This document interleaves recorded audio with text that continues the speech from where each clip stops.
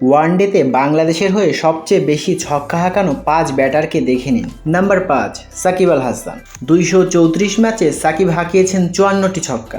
Number 4, Mashrafe bin Mortaza. দেশের সাবেক এই অধিনায়ক 156 ইনিংস ব্যাট করে হাঁকিয়েছেন 62টি ছক্কা। ফাস্ট বোলার হলেও শেষের দিকে ব্যাটিংয়ে নেমে বড় বড় ছক্কা মারতেন মাশরাফি।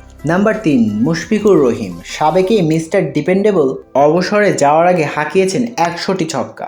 ওয়ানডে ক্যারিয়ারে মুশফিক 256 ইনিংসে ব্যাট হাতে করেছেন 7,795 রান। ঝুলিতে আছে 49টি half century. Number 2, Tamim Iqbal. ওডিআইতে বাংলাদেশের হয়ে তামিমের ছক্কা 103টি। তবে ছক্কার সংখ্যায় দ্বিতীয় হলেও তামিম ইকবাল বাংলাদেশের হয়ে এই ফরম্যাটে সর্বোচ্চ রানের স্কোরার। 240 ইনিংসে তামিমের ব্যাট থেকে এসেছে 8,357 রান।